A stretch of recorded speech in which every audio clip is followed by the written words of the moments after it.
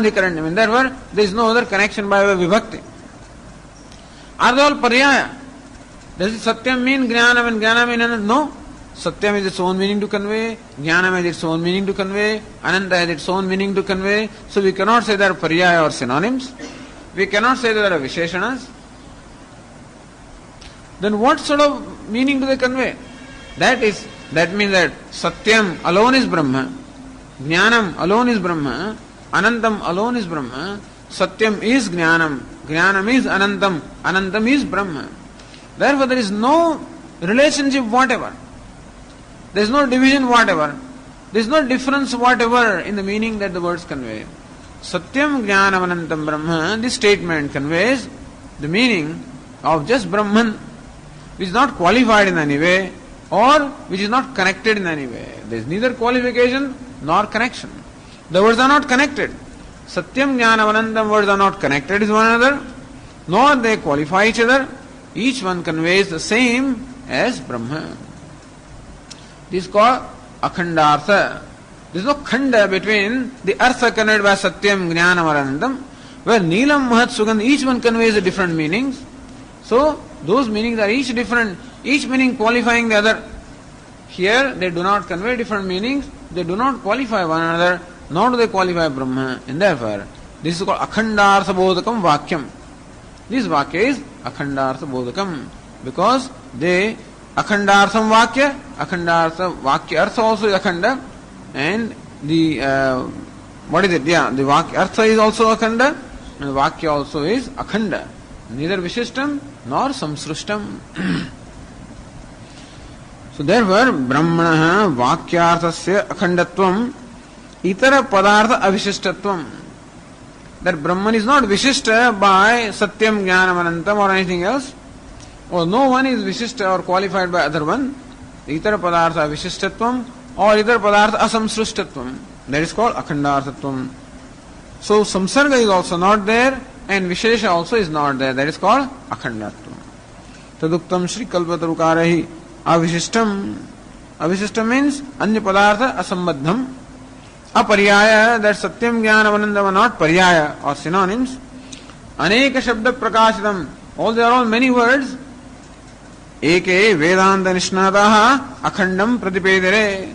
All those Vedanta Nishnadaha or Vedanta Nishtaparaha, all of them say that this is the Akhanda, where the words are not synonyms, where the words are not connected with one another, and where many words reveal one thing alone. So that one thing that is revealed by many words which are not connected with each other, which do not qualify each other, that one thing is Akhandam. Pratipedere, this is what they knew. And that's what is meant here. Vakyasasya Akhandatvam is Asamsrishtatvam, Samsargarahityam. Otherwise, in mind also works that way. You see, when you hear a sentence, the mind connects things. Rama, Dandena Gam, Anaya. So mind has to connect these things. That connection may take place immediately. So you may not know. But when you are learning the language, then you may take time to connect also. Suppose you are learning Sanskrit language. Rama, Dandena, Gamanaya. What is Dandena? Oh, third case, instrumental. That means it shows that some means is to be employed. Gamanaya, which case is that? Oh, it is accusative case. Therefore it is the object of the verb. Which is verb here? Anaya. So you have to connect these things and then the meaning comes. That danda is not to be brought, cow is to be brought. Otherwise one may say that, bring the danda with the help of cow. That's not the case. So unless you know the connection between words, that those words will not convey. So these words are connected. So meaning also is connected. So meaning that you get in your mind also is what? Connected meaning. That danda is the instrument, cow is the object to be brought, that is a kriya of bringing. All these connections also take place. Or Neelam Mahat Sugandhi Utpalam, when you listen to that statement, Neelam means what? Blue. Oh, okay, blue means not other colors, a blue color. Mahat means big, means not small. Sugandhi means fragrant, meaning not non-fragrant. And thus, each one qualifies and excludes these objects from the other objects. So, Neelam Mahat Sugandhi Sadipura, excluding this from other things.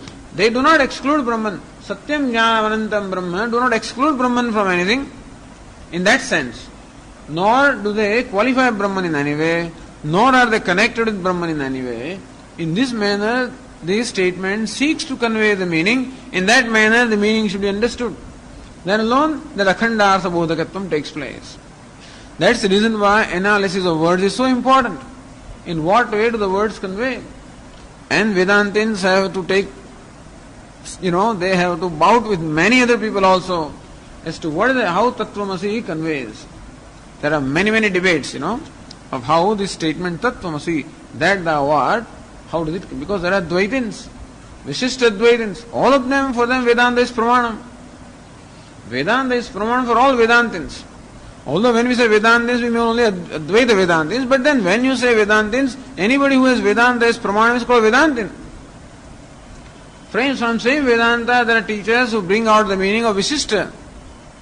We say Asamsrustam, they will find Vishishtatvam there. That Tat is qualified by Tvam. Tattvamasi. Now what's the relationship between Tat and Tvam? Are they related? If they are related, then there is Samsarga.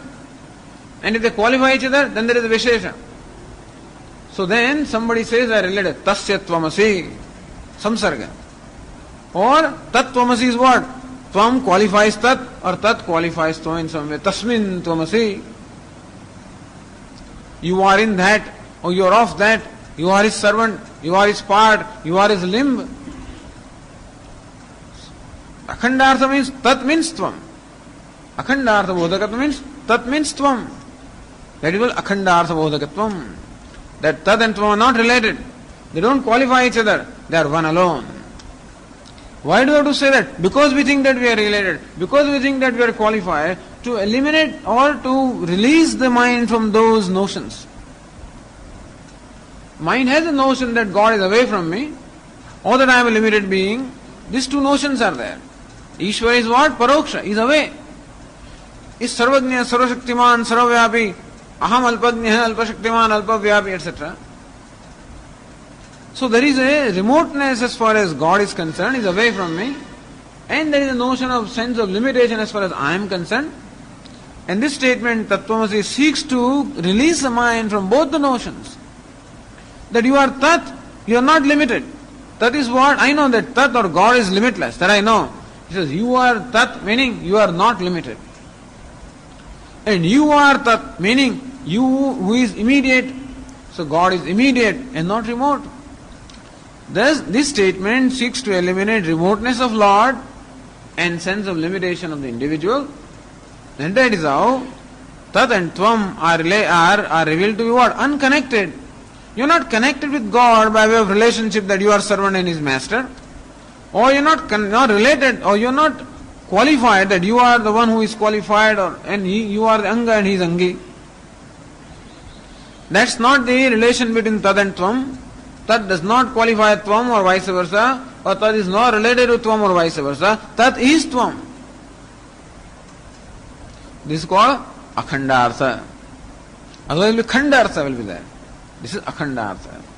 Where Tat and Tvam are Aneka Shabda Prakashitam. Apariyaya, Tat doesn't mean Tvam in the common parlance. Tat and Tvam are different words. So what is the Vastu that is revealed by this Vakya, Tattvamasi?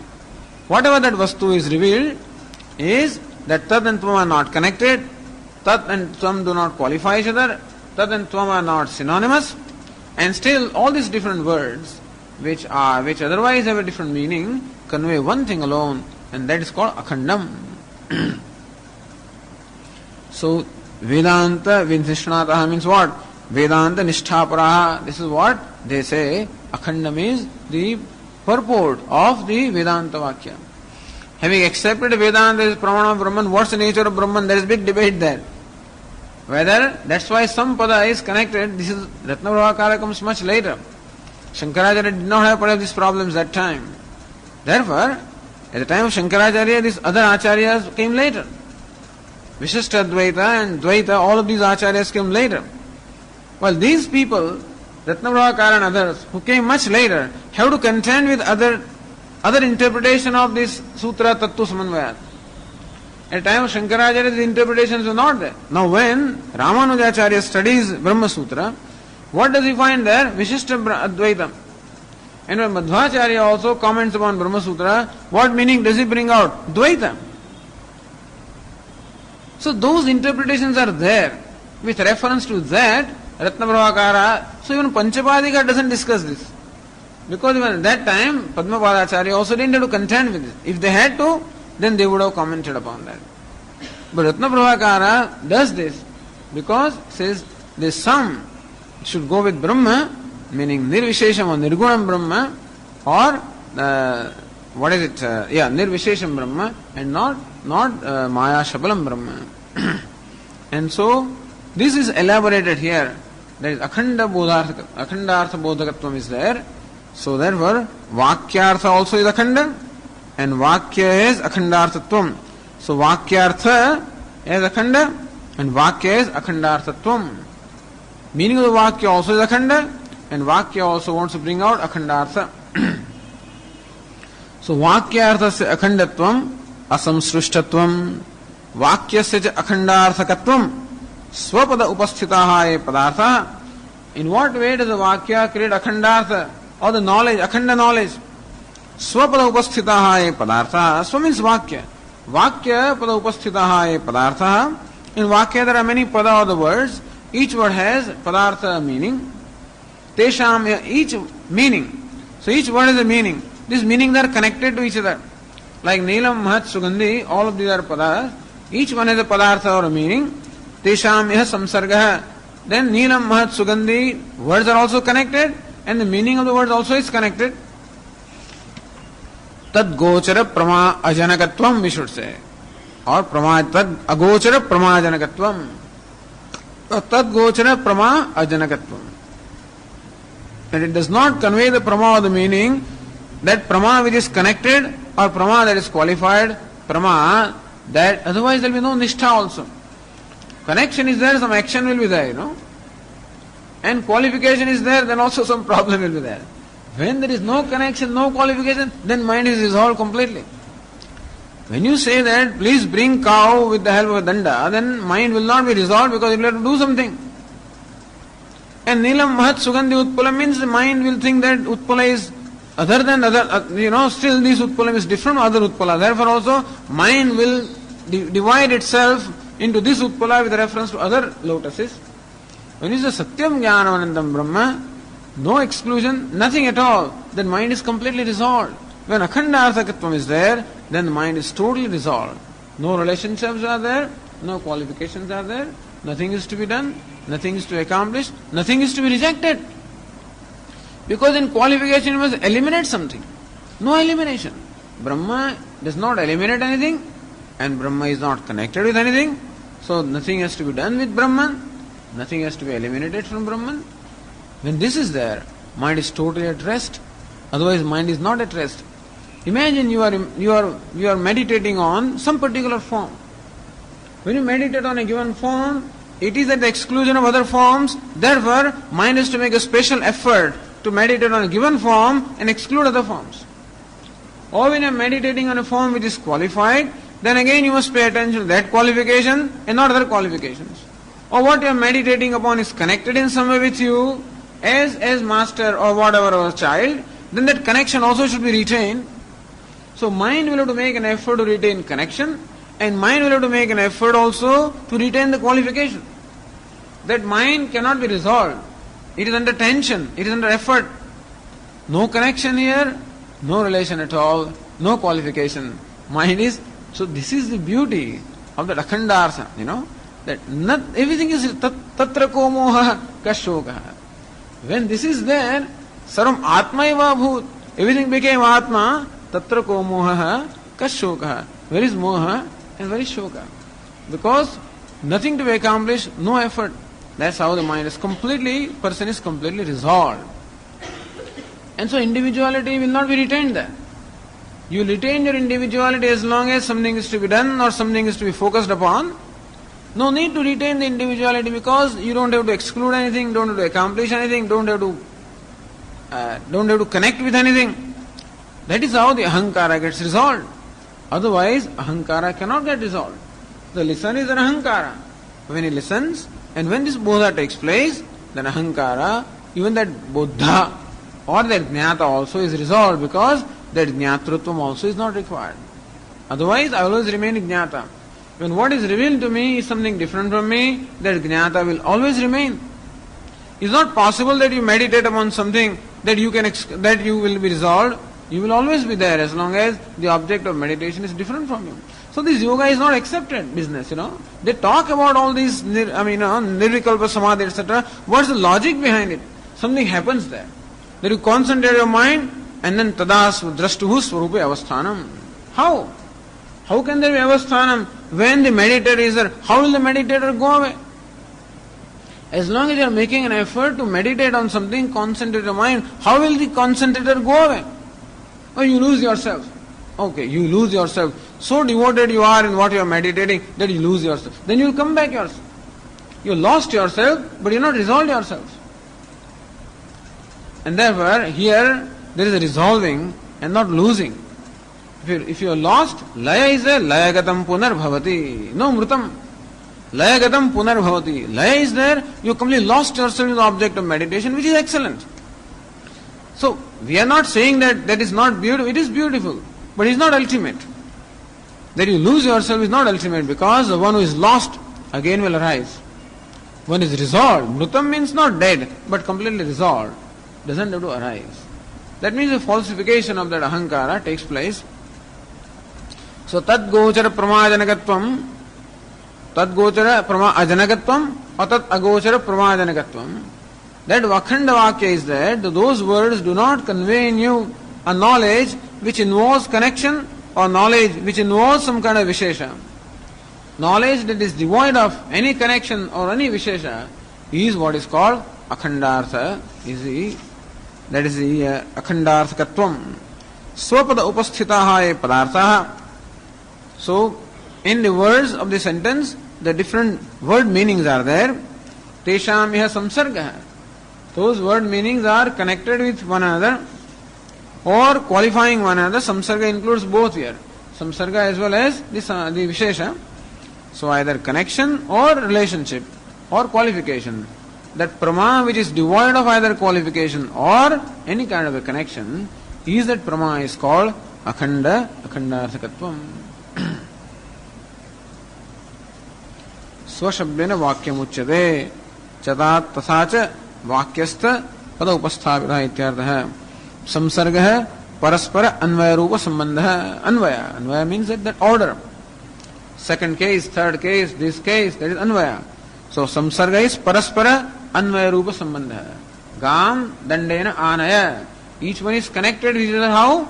By this Anvaya. By this the Vakya and the Vibhakti. That is called Samsarga. And then Vishesha is all Neelam Mahat Sugandhi Utpalam. Tad Avishayaniya Akhanda Brahma Vishayani Cha Prama Tad Janakatvam. Tad Avishayani. So that Prama which doesn't have the Vishaya in Samsarga or Vishesha, Akhanda Brahma Vishayani, but which has Vishaya in Akhanda Brahma. So Prama of the knowledge which excludes, which is released from any relation or any kind of a qualification, which has its Vishaya as Akhanda Brahma. So Tad Janakatvam. It is this Prama that is generated by the Akhandartha Bodhaka Vakya. So Mahavakya is Akhandartha Bodhaka Vakya because it generates a Prama, which Prama is released from any relationship or any connection, because the Vakya also is that wherein the words are not connected or not qualifying each other, and therefore the Prama that is generated also is like that, and that Vakya is called Akhandartha Bodhakam Vakyam, and Prama is also called Akhanda Prama. Okay, so we'll continue with this tomorrow.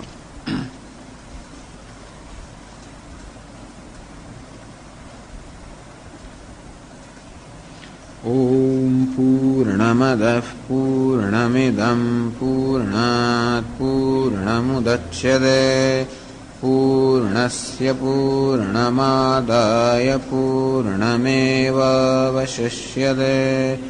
Om Shanti Shanti Shanti. Shankaram Shankaracharyam Keshavam Badarayanam Sūtra Bhashya Krutau Vande Bhagavantau Punah Punah Ishvaro Gururatmedi Murti Bheda Vibhagine व्योमवद्व्याप्तदेहाय दक्षिणामूर्तये नमः। ॐ शान्ति शान्ति शान्तिः। राहुग्रस्तदिवार ॐ अथ प्रत्युसमन्वयात्। भाष्य सूत्र। तु शब्दः पूर्वपक्षव्यावृत्त्यर्थः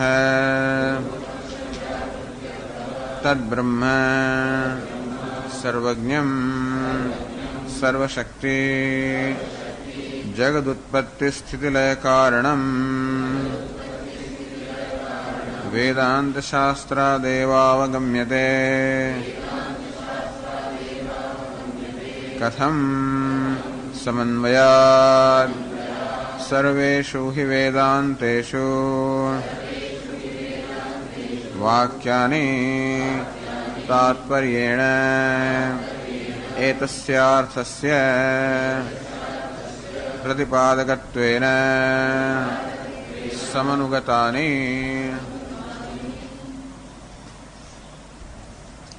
सर्वेषु हि वेदान्तेषु वाक्यानि तात्पर्येण एतस्य अर्थस्य प्रतिपादकत्वेन समनुगतानि। एतस्य अर्थस्य प्रतिपादकत्वेन, by expounding this artha alone, meaning Brahman is the very purport of the Vedanta, and all the Vakyas of all the Vedanta, all the Upanishads, Samanugatani, all of them ultimately follow. All of them reconcile. All of them culminate into expounding this one theme, namely Brahman, which is Sarvajnam, Sarvashakti, Jagad Utpatti Sthiti Laya Karanam. Expounding this Brahman is the very purport of all the Vedantas, and therefore we say that Brahman is the subject matter of Vedanta. Yo yad vakya tatparya vishaya satad vakya prameya. That which is the tatparya, that to which a vakya is devoted, that which is the purport of a vakya, that should be the meaning of the vakya. So this is the criterion. Meaning is not determined by a word, meaning is not determined by grammar, meaning is not determined by other extraneous considerations, such as what you think a vakya should give you. But then, meaning of the vakya or a statement is determined by the tatparya, the very purport behind the statement. So whoever makes a statement, whatever intention or whatever that person intends to convey, that should be the meaning, and not what you understand or what you want to understand. Maybe you want to understand something from a statement. No. What that person, the speaker or the writer, what that person wants to convey should be the meaning of the statement. That's called tatparya, purport. So, yo yad vakya tatparya vishaya, and therefore if you can show that tatparya or the purport of Vedanta is in Brahman, then you have to accept that Brahman is the Vishaya of Vedanta. Brahman is the subject matter or the theme that is revealed by Vedanta. This is what you will accept.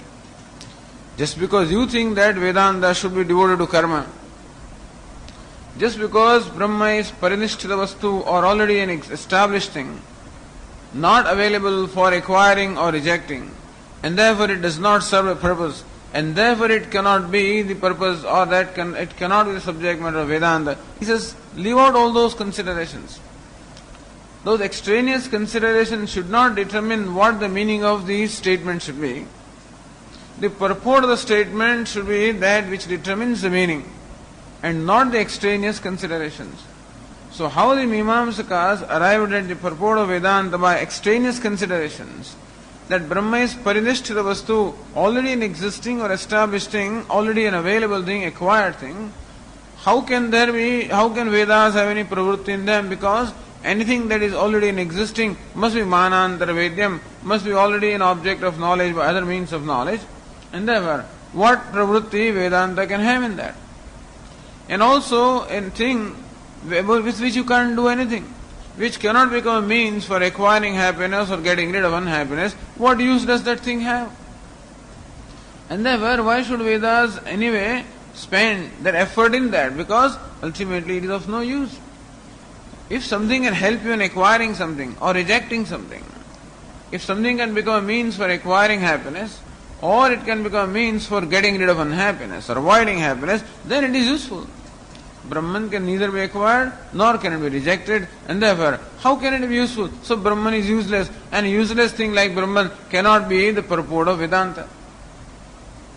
He says, we will decide that later, whether Brahman is useful or not, or whether Brahman is just because it is an already existing thing, therefore can it be known by other means or not. We shall determine later.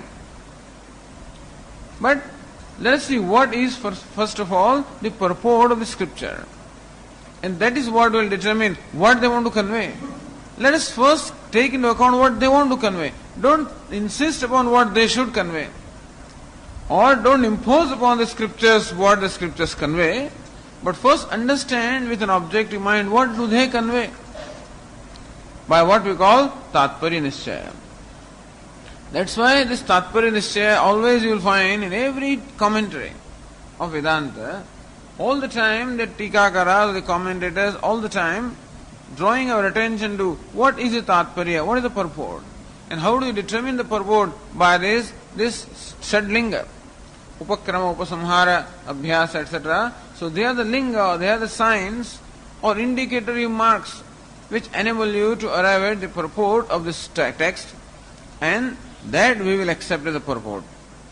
Not because it should serve a purpose or not, that is not the thing. Because we say that Vedanta or Vedas are Pramanam. And Vedas are a body of words. So words and the statements are Pramanam, valid means of knowledge. And therefore, we should not decide what they should convey. But then, we should see what they convey and then try to understand that. And that is how it is said here, Yatha Karmavakya Prameyo Dharma iti. We discussed yesterday how that particle sam, when associated with tat, gives you akhandarthatvam. So Vakyarthasya akhandarthatvam. The meaning of the Vakya, the meaning of Mahavakya also is akhanda. And Vakyasya akhandarthakatvam. That Vakya or Mahavakya gives rise to a meaning which is akhanda, or which is no division at all, undivided. And that meaning gives rise to a knowledge which also is undivided. So the meaning of the Mahavakya Kalma results into what we call akhandatvam, which eliminates all the khanda, all the divisions. And that is not enough. It is not enough that a statement means non-dual, but it should create in us a knowledge of non-dual also. Otherwise it's not pramanam. Pramanam is that which creates in us a knowledge. So vakyasya cha akhandarthakatvam and vakyarthasya akhandatvam. So vakyasya cha akhandarthakatvam swapada upasthitaha ye padarthaha tesham iha samsargaha tad gochara prama ajanakatvam. So prama janakatvam akhandarthakatvam. Prama janakatvam akhandarthakatvam. That vakya has akhandarthakatvam. Vakya has akhandarthata. And so what is that? Prama janakatvam. Prama janakatvam meaning creating the knowledge, creating the valid knowledge. That is the akhandarthakatvam of the vakya. And that is the effectiveness. However great the scriptures are, if they do not create in us the vision, then they have no use. However great your instrument is, very sophisticated it is, except that you can't see anything through it. So what's the big deal about it? And similarly, Vedanta is great, except that you can never know what they are talking about. In that case, it does not serve any purpose for us. And therefore, that Vedantas are, so that Vakya, I mean the Prama Janakatvam. What kind of Prama? Which is Tat Agochara Prama Janakatvam Samsargaha. Tat Agochara Samsarga Agochara Prama Janakatvam. That Vakya, the Mahavakya, creates in us a Prama or a knowledge, which knowledge is devoid of any kind of a samsarga, any kind of relationship. That Satyam Jnanam Anantam Brahma, that the Prama, or the knowledge that is generated as a result of the statement, is devoid of any kind of a samsarga or relationship between Satyam and Brahma or Jnanam and Brahma. Meaning, it is a knowledge which has no khanda or no division between Satyam and Brahma, Jnanam and Brahma. It just lives with it, ultimately results into just one truth or one Vyakti Vishesha, one Vastu Vishesha, namely Brahman. So this is important. Because Sambandha can be with two separate things. When there is Sambandha or relation, it can be between two separate things. And therefore, if the Vakya or a statement conveys a certain relationship, then knowledge that takes place also will have that relationship as the element in that. Or if in a statement there is what we call this Vishesha relationship, Visheshana, that qualified and qualification, that kind of a relationship is there, or that kind of an element is there, knowledge that is generated also will be characterized by that. And therefore, knowledge that is generated by a Mahavakya is that which is devoid of any kind of a Vishishtata and any kind of a relationship, samsarga. This is, to create this kind of a prama or knowledge is the Vakyasya Akhandarthakatvam.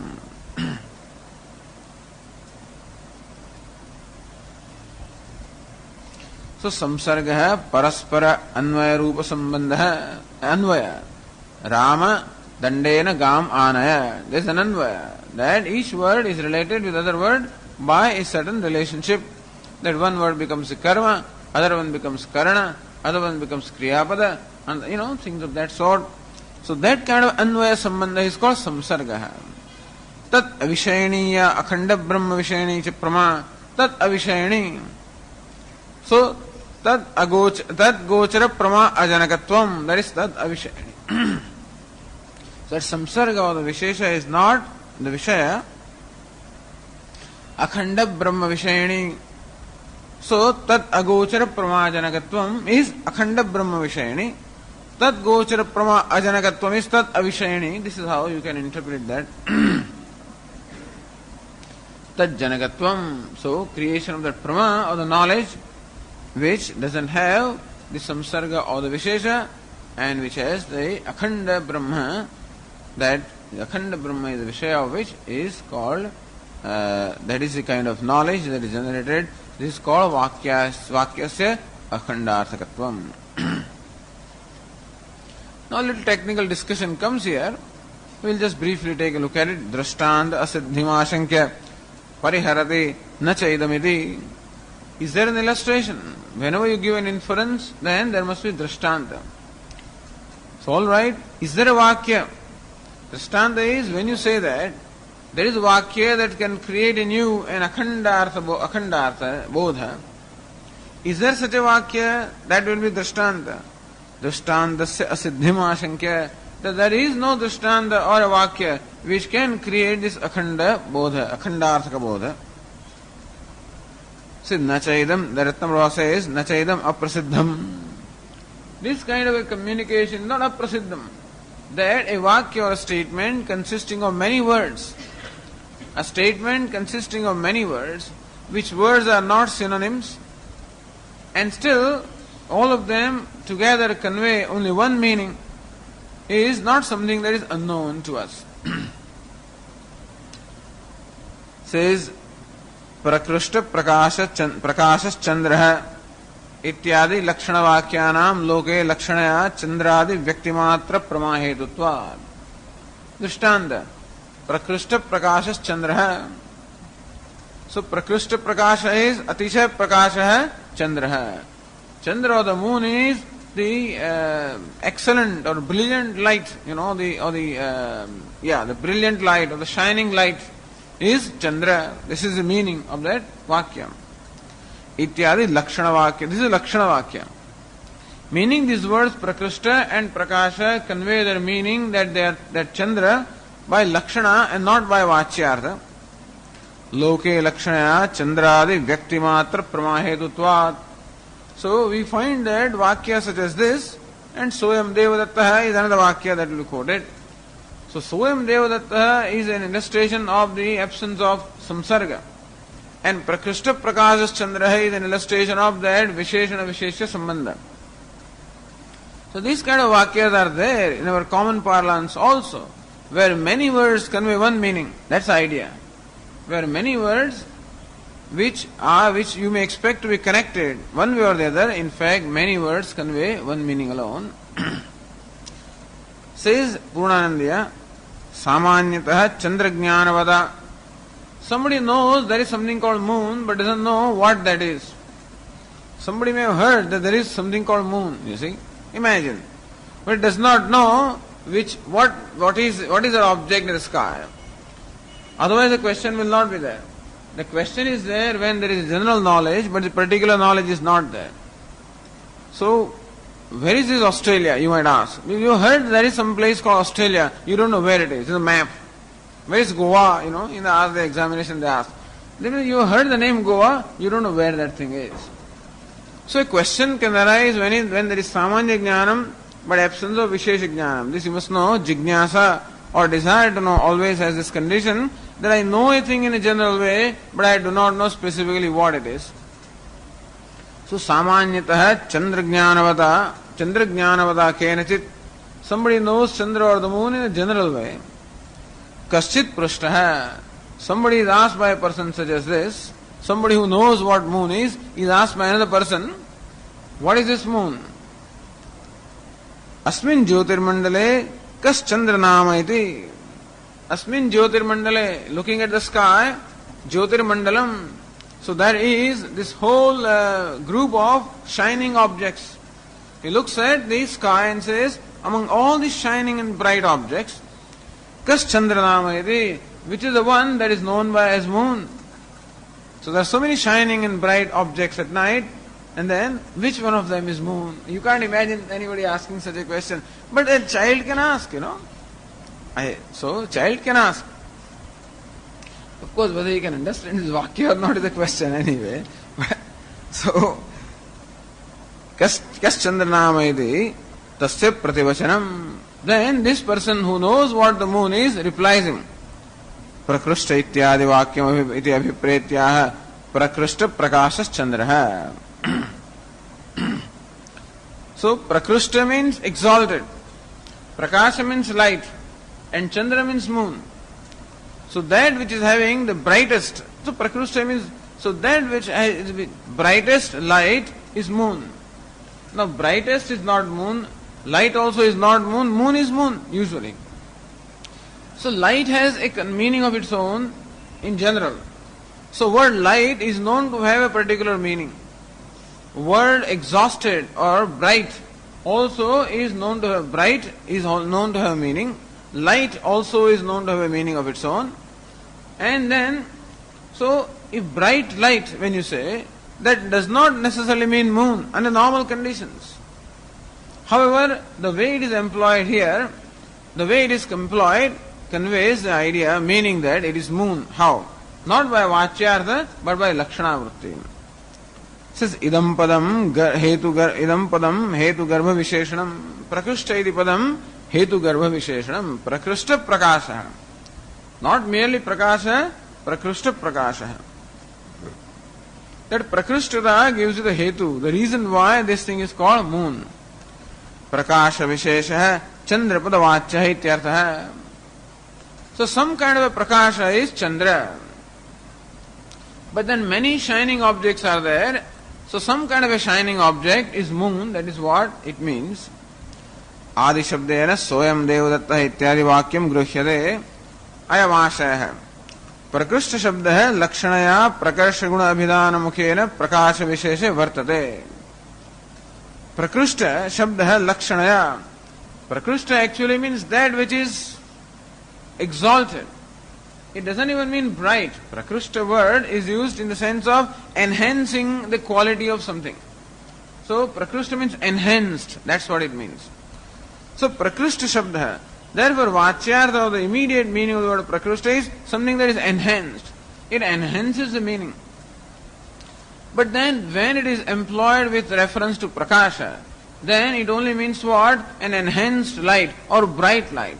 So Lakshanaya, by Lakshana Vritti, implication that word Prakrushta in this particular context results into what? Brightness. So Lakshanaya Prakarsha Guna Abhidhana Mukhena. So Prakrushta is the Prakarsha, Guna, means that enhancement of a certain quality. Abhidhana Mukhena, prakasha visheshe vartade. Since prakrushta word is employed in the samanadikaranya with prakasha, therefore prakrushta here is enhanced, means what? Brightness. So prakrushta here means brightness. If prakrushta manushya, then it may be some kind of a brilliant person, you know. So depends on what you use this prakrushta with. But when prakrushta word is used with light, then enhancement is the meaning that it conveys, and therefore it means bright.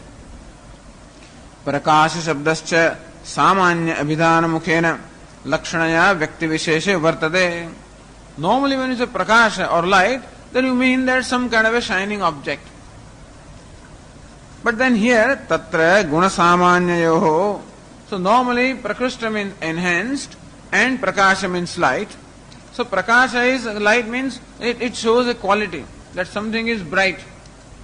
So here however, since this, so tatra guna samanyayoho chandra padavachyatva abhavat, since prakrushta and prakasha, both of them are connected with chandra on the same locus. Therefore, since enhancement has nothing to do with chandra directly, or light itself simple light doesn't have anything to do, does not convey the word chandra. Therefore, here we say that enhancement of light is bright light. And therefore, that which is brightest light is moon. And that is how, not by samanya, but by lakshana, both these words ultimately convey the meaning that it is moon. So prakrushta also means moon, and prakasha also is moon. Normally prakrushta does not mean moon, or prakasha also does not mean moon. But since prakrushta is used with prakasha, therefore it means brightness. And this prakasha is used with chandra, therefore prakasha here means a vyakti vishesha or a particular object which is shining, and therefore that which is brightly shining, so is moon. So moon is the bright light. And this is how jahal lakshanaya. In one case you give up the guna, in another case you give up the samanyatvam. And so, tatra guna samanyayoho chandra padavachyatva bhavat. Prakasha is generally guna and prakrushtatva is generally samanya enhancement. So both of them not being related or not actually being relevant with reference to moon. Therefore, jahal lakshanaya, you give the vachyartha completely.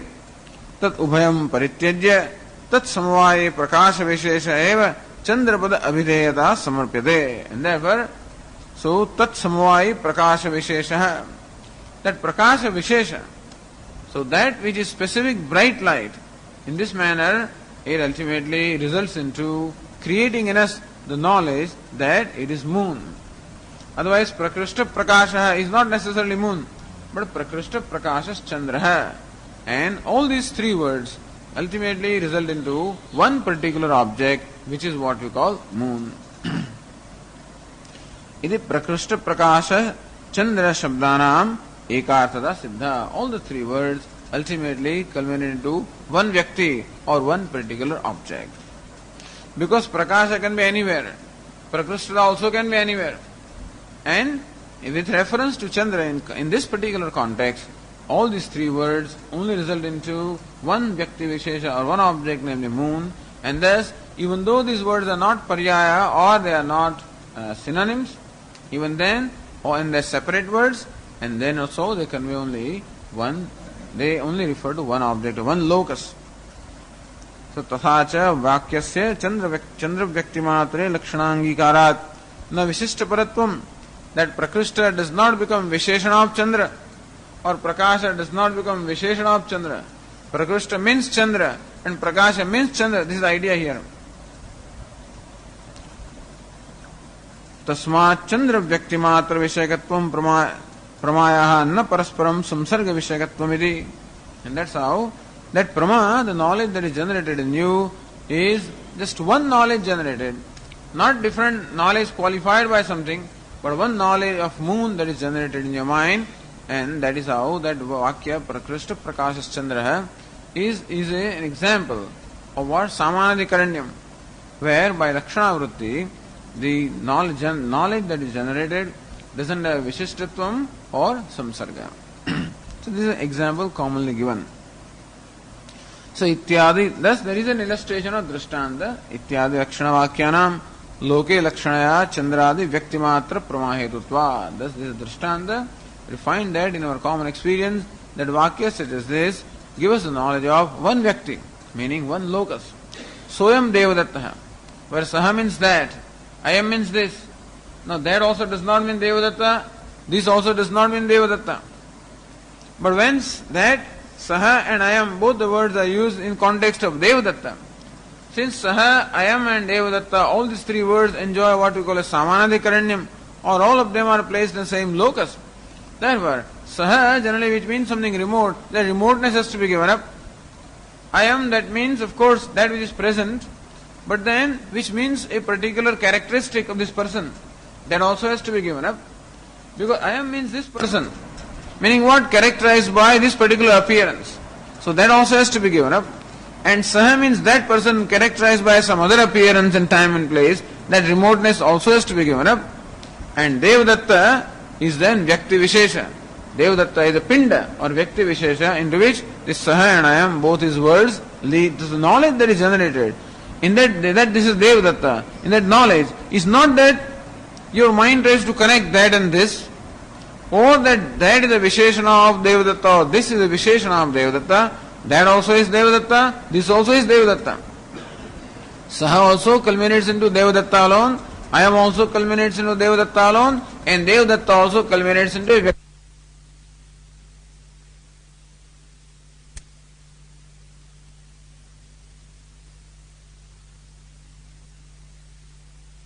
so is an illustration by this lakshana vritti that it is jahadajhal lakshana, but that is how the Brahma is generated.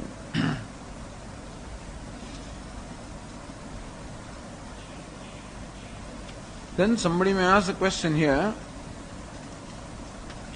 sarvapada lakshana cha aviruddha, how can it be that all the words have by lakshana vritti, all the words are to be used in lakshana vritti? Prakrishta, prakasha, chandra, or satyam, jnanam, anantam, brahma, or soyam, or tattvamasi. He says sarvapada lakshana cha aviruddha, that all the padas give up their primary meaning, and each one of them ultimately give only a secondary or an implied meaning. This also is not something that is uncommon or unknown. Sarvaihi arthavaadapadaihi ekasyaha stutehe lakshatva angikarat. Idea is that this aditya yupaha, for example, or such arthavada vakyas, that all the vakyas, all the words give up their primary meaning, and ekasyaha stutehe. There is no purpose of in aditya or in yupa. The stuti alone is the purpose of that vakya, that stupa is praised as aditya, is so bright, like the sacrificial post is so bright that it is praised as sun. And so that particular vakya aditya yupaha, it doesn't have relevance with aditya or yupaha really, it has relevance only in stuti. And therefore all these words ultimately culminate into stuti or into extolling. Sastutehe lakshatva angikarat, that vakya conveys stuti and nothing else. So how in Arthavada also all the words give up their primary meaning and all of them ultimately convey the idea of stuti. So idea that is generated in our mind is what? Oh, there is a stuti here, that's all. And that is how stuti is the idea that is generated by such vayurviksha, pishtha, devata, etc. when it is known as Arthavada, not otherwise. So when it is known as Arthavada, then we know that the only purpose of that is this stuti. Tatha satyajnanadipadehi akhandam brahmabhati. Now we are on the page 133 in Ratnaprabha. Tatha satyajnanadipadehi akhandam brahmabhati na paksha asiddhi. What is paksha? Satyam jnanamanantam brahma. That's a vakya. And therefore, there also Brahma bhati, akhandam Brahma bhati iti na paksha siddhi. Paksha also is there. That's what is said by Purnanandiya in 7th line. Satyadipadanam vachyarthastu prastadeva upapaditah. Must be in his own discussion. That Satya Jnanamanantam. Sir, we have already explained what is the meaning of word Satya. See, when you use, now there is a statement, Satyam Jnanamanantam Brahma. Where each one of these words, Satyam, Jnanam, Anantam and Brahma, all these four words are placed in the nominative case. So they enjoy what we call samanadikaranyam. And therefore all of them must culminate into one locus. Now, each one of them is a vachyartha. Satya means that which is truth, meaning changeless, or abhaditam, that which cannot be negated. And generally speaking, therefore, we say that, so, vacharamhanam vikaro namadhayam mritika ityeva satyam. Whatever vikara is there is a satya, and that the cause of the vikara is satya.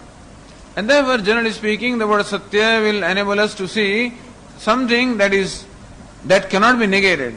So name and form can be negated, and the material cause cannot be negated. So word satya generally may lead us to what we call a material cause. That is what would be the vachyartha of the satya. And jnanam is some kind of qualified knowledge. Jnanam is ghata jnanam, pata jnanam, etc. Or sometimes it can also mean jnata, ghata jnata, pata jnata. So word jnanam also has a vachyartha or a common meaning or a general meaning.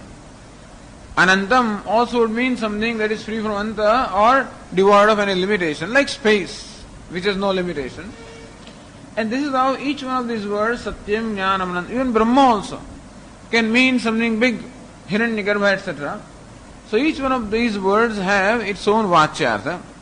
But when they are used in this particular context, Satyam, Jnanam, Anantam, Brahma, then each one of them gives up their vachyartha, and by Lakshanavruti, all of them culminated into the knowledge of one limitless truth. That's all.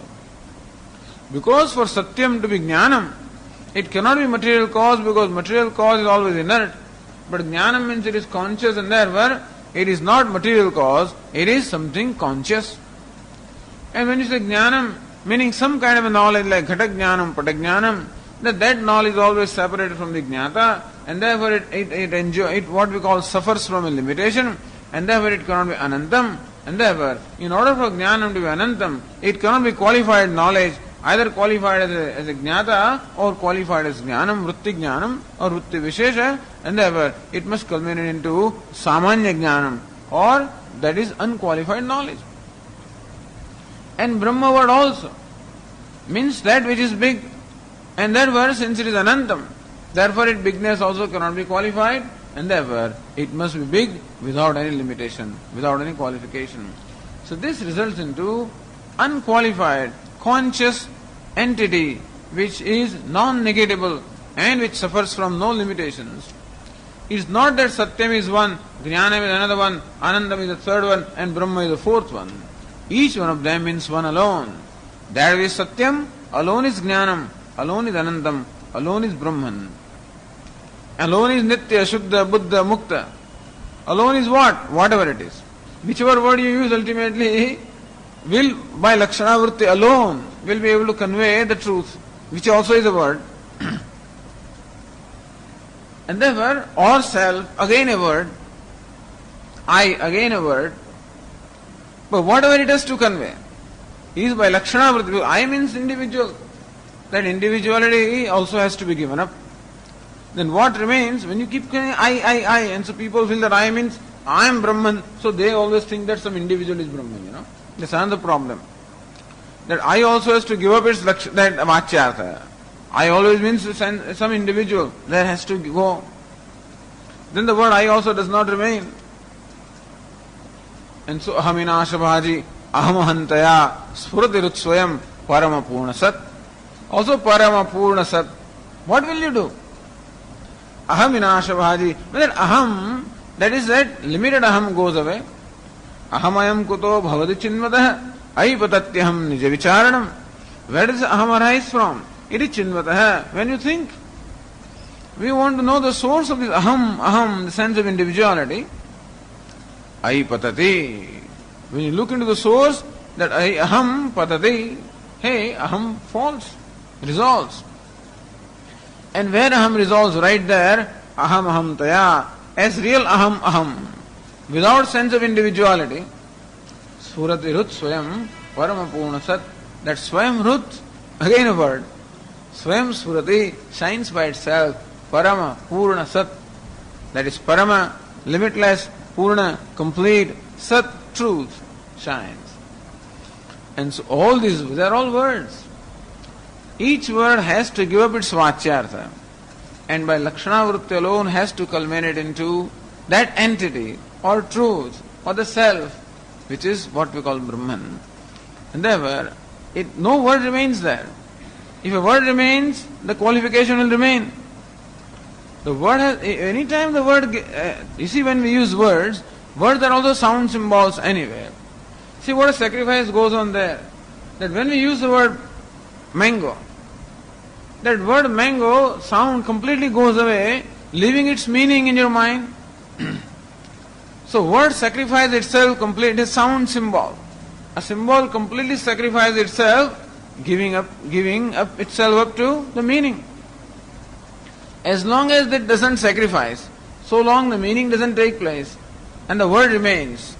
And similarly also, when these words also resolve, when would the word ghata or mango, when would it really resolve, giving rise to its meaning? When right samskaras are there.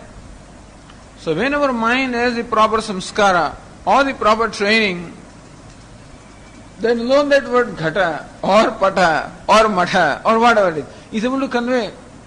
That word goes away and its meaning remains.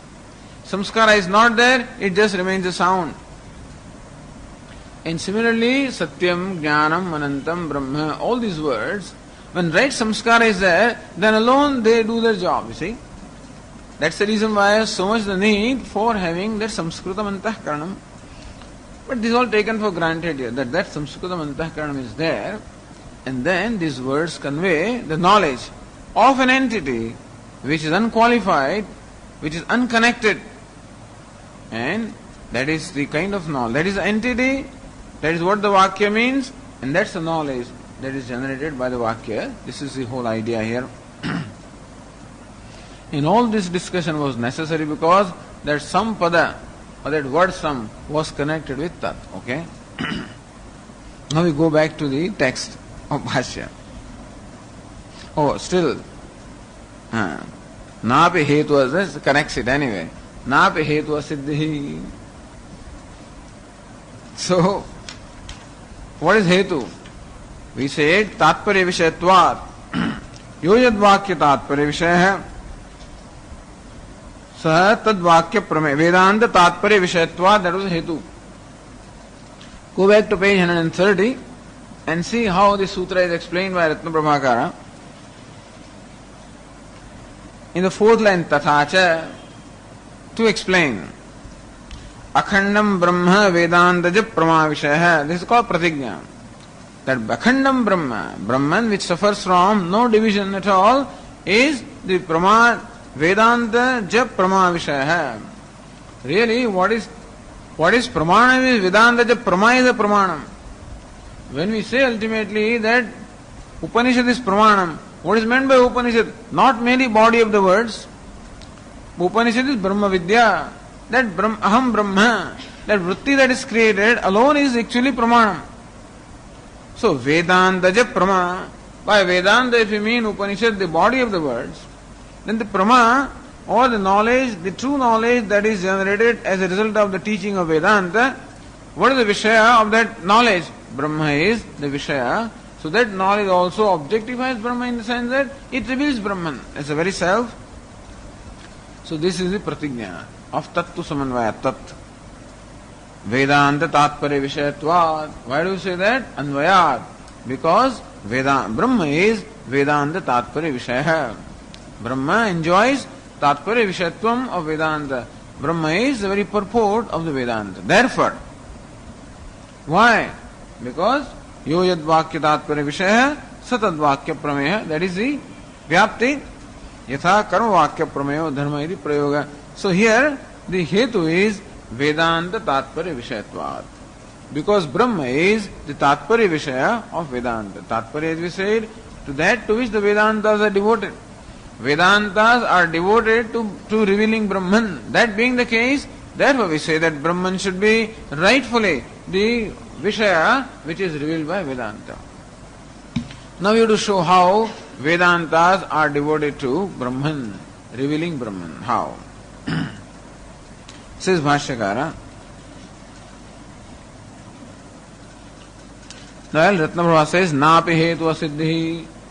So Vedanta Tatparya Vishayatva, that Hetu Asiddhi also is not there. We have to prove how Tatparya of the Vedanta is in Brahma. Upakramadilingaihi Vedantanam Advitiya Akhanda Brahmani Tatparya Nirnayat. Upakramadilingaihi, by this linga that we have been talking about, the 6 lingas, the indicatory marks, Vedantanam, of all the Vedantas or all the Upanishads, that also you have to show that every Upanishad is Tatparya in Brahma, not take one illustration and then that like that, So, Anyepi Vyakhyataha, that way, it won't work. Everywhere you have to show Advitiya Akhanda Brahmani Tatparya Nirnaya. All the Upanishads have the Nirnaya. That we come to a certain conclusion that Tatparya, the purport of all the Vedanta, all the Upanishads is in Akhandam Brahma. Now he keeps adding a Akhanda Brahma, or Advitiya Akhanda Brahmani. Brahman that is non-dual, that is Akhandam, non-divided, undivided, and therefore Nirvishesham. In this Brahman alone, there is Tatparyatvam of all the Vedantas. Tatra Chandogya Shashthe Upakramam Darshayati. In the Chandogya Shashthe, in the 6th chapter of the Chandogya, Darshayati, Vashyakara just gives indications here. Hints are given, and these hints are taken by the commentators to show us how all the 6 lingas or indicatory marks are found in the Upanishad. 6th chapter of Chandogya is always a typical illustration that is given. Sadeva iti. Vashyakara says, Sadeva Somya Idamagra Asir Ekameva Dvitiyam Atmava Idameka Evagra Asid Tadetad Brahma Apurvam Anaparam Anantaram Abhahyam Ayamatma Brahma Sarvanubhuhu Brahme Vedam Amritam Purastad Ityadini.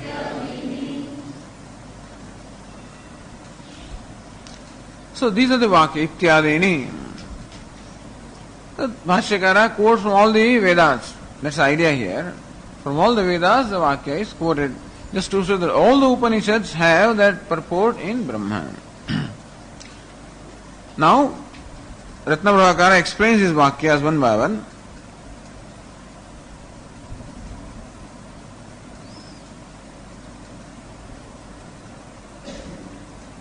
Uddalaka Putram Vacha. Uddalaka said this to his son Shvetaketu. He Somya, meaning Priyadarshana. Sadeva Somya Idamagra Asid. So that word Vakya is explained. Somya is Sambuddhi, therefore says He Somya, meaning Priyadarshana. Somya is Somasya Putra, or that is Soumya or Somya. So either it is son of Soma, meaning moon, or the one who looks like moon, and therefore moon is that which is very pleasing. The Somya means the one who is pleasing. So Priyadarshana, one whose very sight is pleasing, is Somya. So he says, Hey Priyadarshana, Idam Sarvam Jagat. So Idam, so that's why we said that Idam should come first here. Idam Sarvam Jagat. Idam means what? Sarvam Jagat. Idam comes from the mantra. Idam meaning Sarvam Jagat. Agre means what? Utpattehe prakale. Sat means what? Abadhitam brahmaiva asid. Hey Priyadarshana, Idam Sarvam Jagat, this entire creation, yat kinchit, whatever there is in this creation, gross, subtle and causal, that whole creation, that's why it's called Jagat. Gacchati the Jagat, that which is subject to constant change and modification. Agre, in the beginning, earlier, means what? Utpattehe prakale, before the creation. This whole universe, before its creation, Asit was what? Sat meaning abhaditam. So Sat is Trikalepi Tishtadi, it is Sat. That which remains or obtains in all the 3 periods of time is called Sat. Meaning that which cannot be destroyed or that which cannot be negated is called Sat. So Sat means Tikalebi Tishtati and Satyam means Abhaditam. There was Sadeva Satyam. That which is Sat or existence alone is Satyam because existence cannot be negated at any time, and therefore that which cannot be negated is called truth, and therefore existence is truth. This is already shown there. Abhaditam, and that is Brahmaivasi. Ultimately, what does it mean is Brahman. So, hey Priyadarshana, oh good looking one, or oh pleasing one. Let us not say good looking one. Oh, good looking maybe everybody is individual, but oh pleasing one. So teacher is always, he is pleased looking at his son, who is interested in knowledge. It's rare to find a person like that, who will ask you this kind of a question. And who will want to know this. And therefore, teacher is mightily pleased looking at the disciple. Oh pleasing one, this whole universe was, before its creation, Brahman, one without a second. Abhaditam. Ekam eva advitiyam. It's one vakya alone. Ekam, one, without a second. Eva karena jagatah prathak satta nishiddhyate. Ekam eva. So Brahman alone was there. Meaning what? Nothing other than Brahman was there. Jagatah prathak satta nishiddhyate. Does it mean that Jagat was not there? Jagat, even if it was there, it doesn't have prathak satta. So what is negated here is the prathak satta of the Jagat. That Jagat or this universe does not have an independent existence. It does not have an independent reality. The reality is one alone without a second. And what you find to be second, in fact, does not have an independent reality. And therefore, it cannot be counted as two. Because when you count Sat, really you should count Jagat also. Wherever existence is, that should be taken into account. For example, when you count gold, all the ornaments are taken into account. Even though there are 1,000 ornaments, when you say gold, when you count gold, then all the ornaments are taken into account because an ornament cannot stand apart from gold. And therefore in a lump of gold, we may say, when 1,000 ornaments are there in front of us, somebody can say, all this world of ornaments, before its creation, was gold, one without a second. You may say that these ornaments had a potential existence from the standpoint of ornaments. Not from the standpoint of gold, but from the standpoint of ornaments. The ornaments may be said to have potential existence, and still you don't count them because they do not enjoy an existence or reality separate from gold. So when you pick up that lump of gold, all the 1,000 ornaments are already taken into account. And even after the ornaments are created, not that a duality is created, because even now also, when you say gold or give me gold, then what will they give you? They will give you all the ornaments, because gold includes all the ornaments. Ornaments cannot stand apart from gold. In that manner we say that gold is without a second, because ornament does not negate gold. Abhaditam. Ornament does not displace gold. One ornament displaces another ornament, all right. But then an ornament does not displace gold. Therefore gold is what? Undisplaceable. Similarly, Brahman cannot be displaced. Brahman or Sat cannot be displaced at all. Therefore we say it cannot be negated. Try to get rid of Brahman. Try to get rid of Sat. Try to get rid of yourselves. You cannot. So that which cannot be gotten rid of in any way alone is called Abhaditam, and that alone is and nothing else is. Once Prathak Satta is Nishiddhyate, once you negate the separate existence, then you negate the whole thing. The point is, first we negate what? That is the independent existence of ornament. Then so what are you calling? What is ornament? Where is ornament? The next question will be, where is ornament? Hey, here is ornament. Which one you call ornament? Is this one ornament? Or that one ornament? Inside is ornament? Outside is ornament? Please tell me, which is ornament? Here also is gold, above also is gold, inside also is gold. Alright, remove the gold and take away the ornament. You cannot, because when you remove the gold, what do you call ornament, like a bangle, it doesn't remain. It's not that something remains, nothing, without leaving any residue. If by removing gold from the bangle some residue was left, then you can say that that bangle enjoys some kind of an existence. No, without leaving residue, the bangle is gone. and still bangle comes back again. Where did it come from? That shows that even when it comes, it is not really there.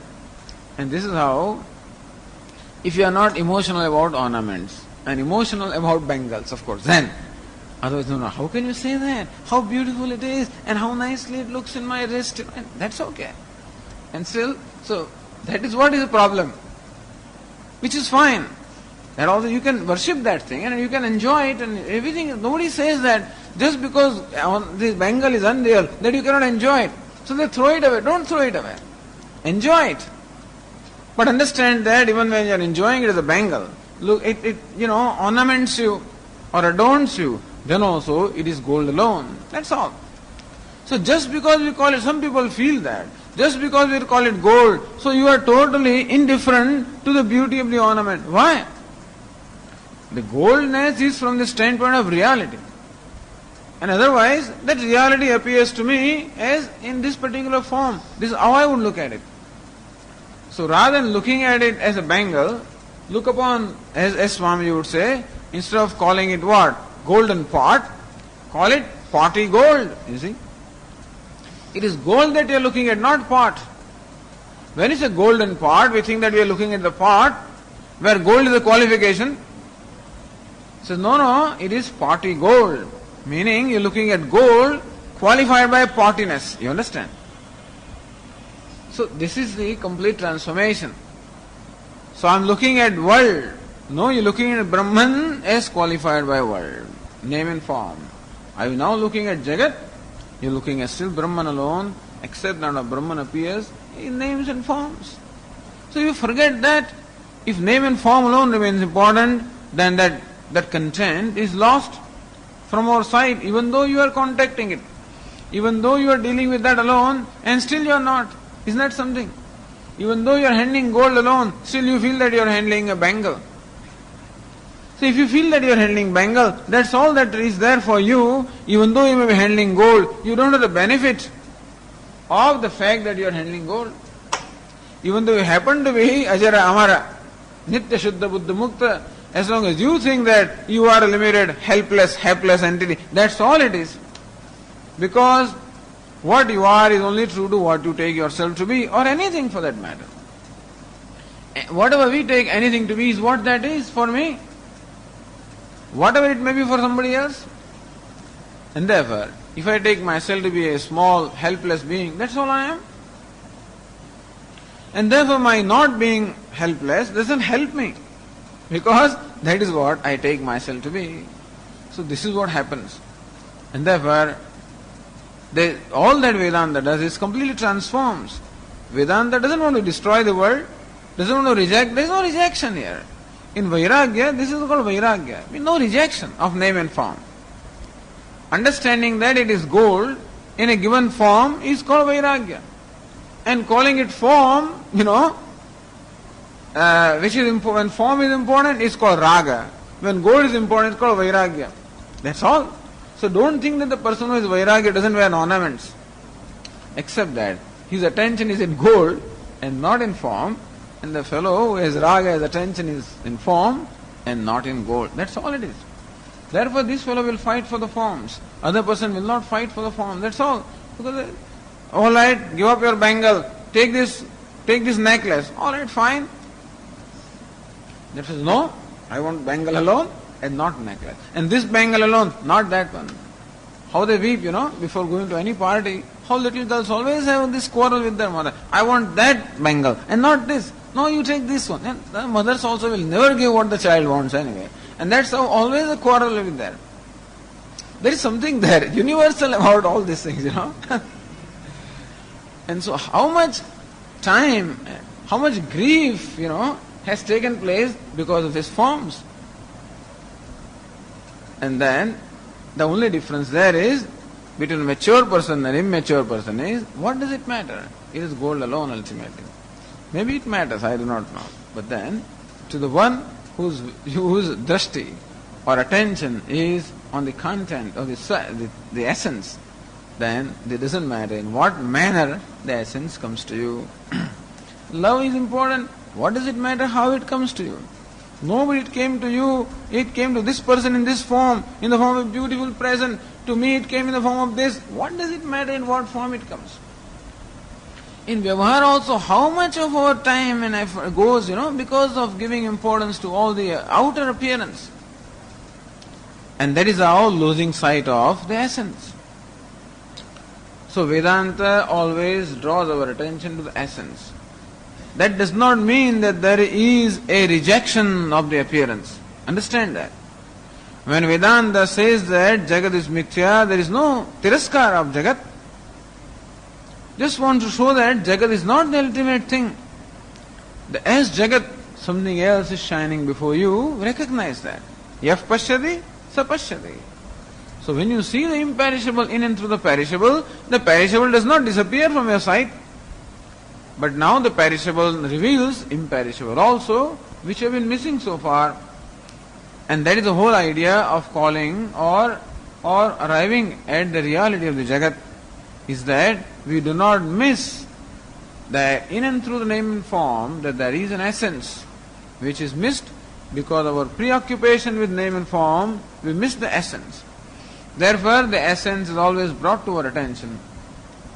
Sometimes even at the cost of rejecting the name and form, if that is necessary.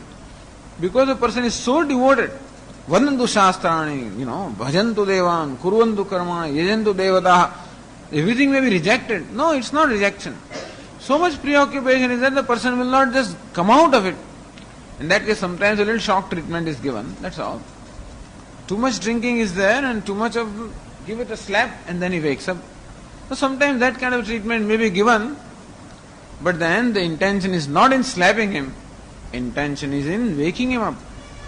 And so also, suppose we find somewhere, either in discussion or in the text, that there seems to be a rejection of the world, there is never an intention, there is always the intention of bringing to our attention the essence which we have been missing on account of our preoccupation with the appearance.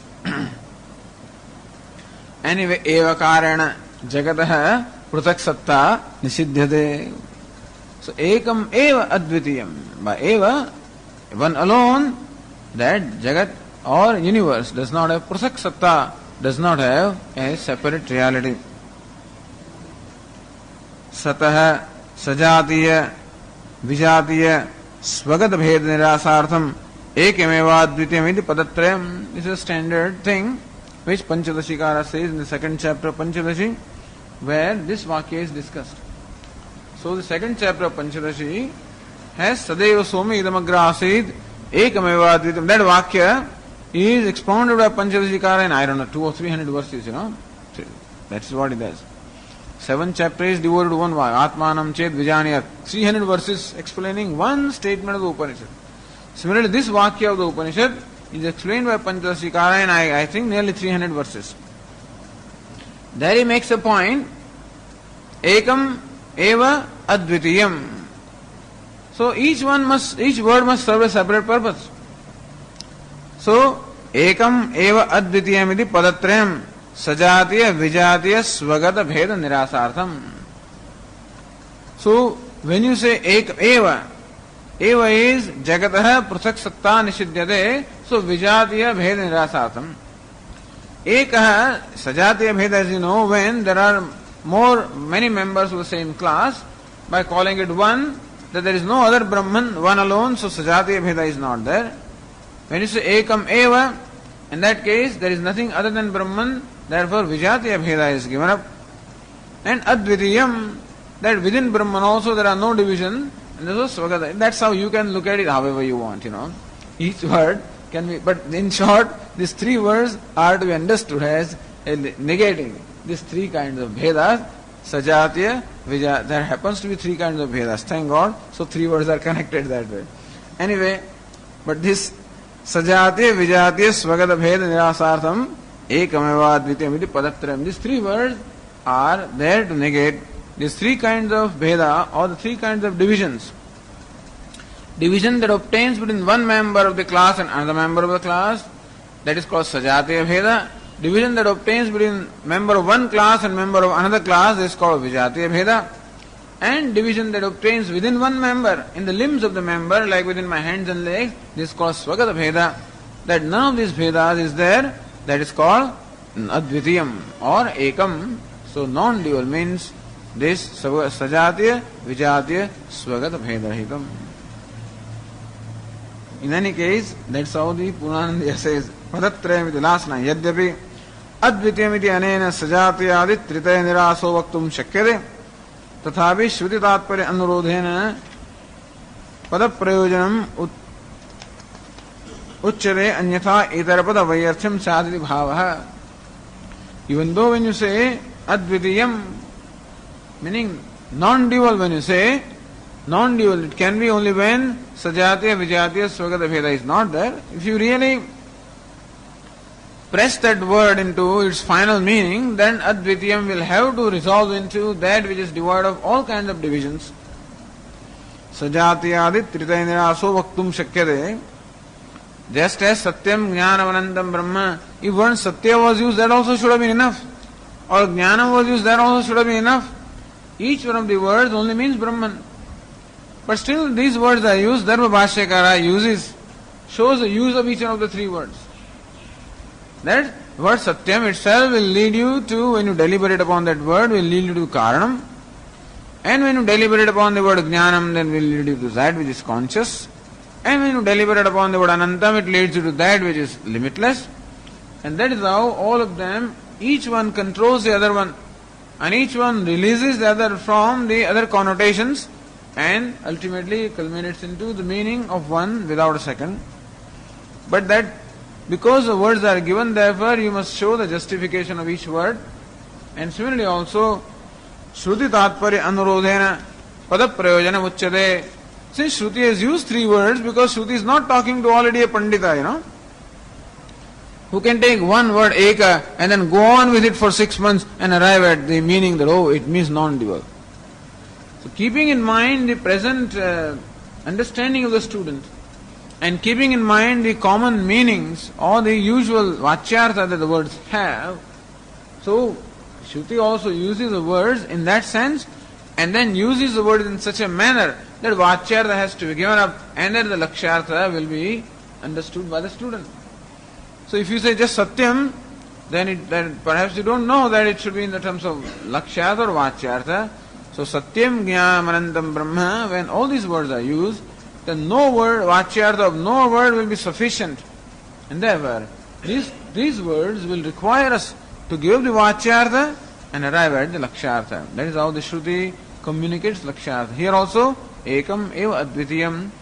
Ekam means one, eva means one alone, Advitiyam means non-dual. And that is how generally Advitiyam means Vijatiya Bhedarahitam. Also you can say Eva means Swagata Bhedarahitam, Eka means Sajatiya Bhedarahitam. So Sajatiya, Swagata, Vijatiya Bhedarahitam. This is also you can say.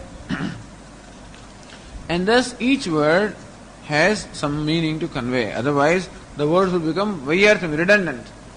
If only Advitiyam is able to convey the sense of Eka and Eva, then three words should not be used. But Advitiyam will not convey generally, because Advitiyam means non-dual. Okay. But non-dual doesn't mean that it may be non-dual in its own class. Or it may be non-dual means there is nothing other than it in another class. There can be members of its own class, or there can be division within itself. So Ekam Eva Advitiyam, that eliminates or that releases Brahman or Sat from all kinds of divisions. Say Ratna Prabhakara further, Evam Advitiyam Brahma Upakramya Aitadatmidam Sarvamiti Upasamharati. So in this case, Bhashyakara gives only one linga upakrama. And therefore, Ratna Prabhakara gives another counterpart of it, it's called Upasamhara. The teaching of the Chandogya Upanishad, what does it culminate into? The teacher started with the statement, this whole universe was Brahman, one without a second. That's okay. That's how Brahman was the object of Upakrama or introduction. And what was the conclusion of that teaching? Aitadatma vidam sarvam tat satyam sa atma tattvamasi. This is how the conclusion was. So, iti upasamhara there also, Aitadatma vidam sarvam. Aitat means that Sat is the Atma of the whole universe. That alone is Satyam, truth. That alone is self. And that alone you are. And so the conclusion also is in Brahman. And thus by both this upakrama and upasamhara, both these lead to one, namely Brahman as the Tatparya Vishaya. And then the Tikakara takes the whole Chandogya Upanishad to show how all the 6 lingas are seen in the 6th chapter of Chandogya Upanishad. Says then further, idam upakramopasamhara eikarupyam tatparalingam. This is one tatparalinga. The upakrama and upasamhara have one theme alone, and that shows that the tatparya is in Brahma. First sign, first indicatory mark, that should be okay. Is not that all the 6 should be there. Any one of the 6 should generally tell us this. If all the 6 are there, it is great. Lingam Tatparya Nirnaya. Each one of them is Linga in Tatparya Nirnaya. Apurvata also will enable you to do Tatparya, Abhyasa, Arthavada, Upapatti. Any one of them leads you to Tatparya. If all of them are found, well and good. Even if one of them is found, that should also be okay. So Upakrama Upasamhara also enables you to see what is the Tatparya of Chandogya, namely Brahman. Then Tatha Tattvamasi iti Navakrutva Abhyasa. So 9 times this Upadesha is given by the teacher, Tattvamasi, Tattvamasi. That thou art. In different ways, 9 times the same knowledge or the same vision is imparted by the teacher. That shows importance. So usually we have a tendency to repeat that theme that we want to convey, and we find the Upanishads repeating this theme. Therefore, also this is an indication that is the theme that is sought to be conveyed by the Upanishad. So Tattvamasi is 9 times. Then Rupadihina Advitiya Brahmana Manantara Ayogyatvad Apurvatvam Uktam. And Brahman is what? Rupadihinam. Brahman is unqualified, devoid of any kind of form, and therefore Manantara Ayogyatvam. The Brahman cannot become the object of knowledge by any other means of knowledge, because means of knowledge available to us are our 5 organs of perception, and these 5 organs of perception can know that which is qualified, and other means of knowledge we have is inference, and whatever it is, Shabda, etc. And then any object that possesses certain qualifications, such as Jati, Kriya, Guna, Sambandha, Vishesha, then only it can be known. So Brahman doesn't have Jati, doesn't have Kriya, doesn't have Vishesha, and therefore Brahman cannot be known through words, and cannot be known through Rupa, etc. is not there, cannot be known through organs of perception. It doesn't have any linga at all, cannot be known through inference, doesn't have any sadrusha, cannot be known through upamanam, so whatever. And therefore, by no available means of knowledge can Brahman be known, and therefore Upanishad is the only pramanam or the only valid means of knowledge to reveal Brahman, and that is apurvata or uniqueness of Upanishad. Where do you find that? In Chandogya. Does Chandogya indicate the apurvata? Atra vava kila sat saumya na nibhalaya seti. In one of the Upadeshas, at one point in time, the teacher asked the student, so okay, tonight you do one thing. You take a pot of water and drop in that water a lump of salt. Tonight you do that. And tomorrow morning you bring that container of water before me. So okay. So that's what Shvetaketu did. The previous night, in a container of water, in a cup of water, he added a lump of salt. And then left it for the whole night. And next morning, that cup of water was brought to the teacher. Now the teacher asked him, do you see the salt in here? He says, no sir, I don't see the salt. Atra vava kilasat somya na nibhalaya se. Hey Somya, do you see the salt here? I don't see the salt. Then he says, okay, now take a little water from the top of this cup and taste it. How does it taste? It is salty. Take a little water from the bottom of the cup and taste it. How does it taste? It is salty. Take some water from the middle of this cup and taste it. How does it taste? salty. Therefore, whether the salt is there or not in this water can be known by what? Not by the eyes. Even though eyes are a means of knowledge to reveal the colors, etc., eyes are not a means of knowledge to reveal the presence of salt in the water.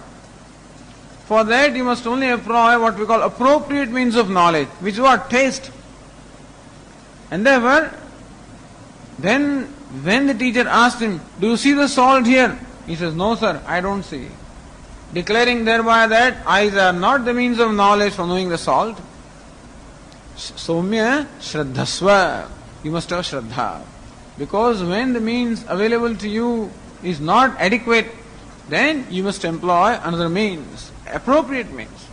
Just as for knowing the presence of salt, the appropriate means is taste, and so also, then atravavakela sat somya nanibhala say, in the same manner, hey Somya, just as you do not see the salt in this water, similarly also atra, meaning asmin dehe, he says, sanghate sthitam pratyek brahma na janasi. Atra means asmin dehe, in this deha, in this body also, Somya, Sat, that truth or Brahman is right there in this body. Sanghate sthitam, this body is an aggregate of this matter. In this aggregate of matter called the body, Brahman or the truth or self is there. Do you see it? I don't see it. Because you are trying to see through eyes. Or you are trying to hear the Atma. Or trying to feel Atma. Trying to visualize Atma. You cannot. Because none of these is a means of knowledge. And therefore, Somya Shraddhatsva. You must have Shraddha in the Shastra. Because Shastra is the means of knowledge.